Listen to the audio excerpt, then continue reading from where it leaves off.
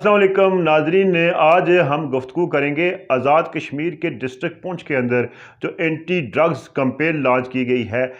वहाँ के जो एसएसपी हैं खावर अली शौकत साहब, जो अब एक इंटरनेशनल अवार्ड याफ्ता पुलिस अफसर हैं, उनकी जानब से ये एक कैंपेन लॉन्च की गई है। इस हवाले से उनने तालीमी इदारों को जो है वहाँ पे अवेयरनेस के हवाले से प्रोग्रामात करने का जो है वो एक सिलसिला शुरू करने का जो है वो तरीक़ाकार वाज़ह किया है। इस तरह उन्होंने एक पुलिस अफसरान की जो टीम है वो मामूर की है इस हवाले से, और दीगर जो इक़दामात हैं वो उठाए हैं। ये एक अच्छा इक़दाम है। हर एक जो संजीदा फ़िक्र यहाँ का शहरी है आज़ाद कश्मीर का, उसको इस कैंपेन की हमायत करनी चाहिए। सब जानते हैं कि आज़ाद कश्मीर का न सिर्फ एक डिस्ट्रिक्ट बल्कि पूरा आज़ाद कश्मीर मंशियात का शिकार हो चुका है।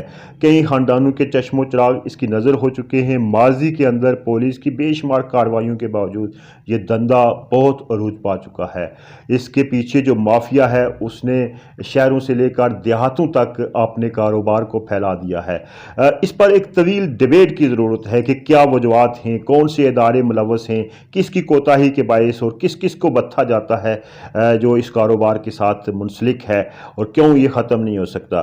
मगर हम देखते हैं कि यहाँ पे जो सबसे बड़ी वजह जो है वो जराइम की जो वजह है वो बेरोज़गारी है, गुर्बत है, और नौजवानों को जो है वो रोज़गार के मौके ना फराम करना है।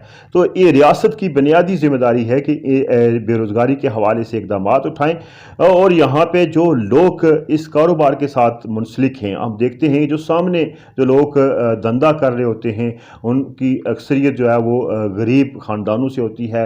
बेरोज़गारी और मसाइल की वजह से इस धंधे के साथ मुलव्वस होते हैं, और फिर वो कई बार उनको सज़ाएँ भी होती हैं लेकिन वो इस धंधे को छोड़ते नहीं हैं, जिसकी बुनियादी वजह जो है वो बेरोज़गारी है।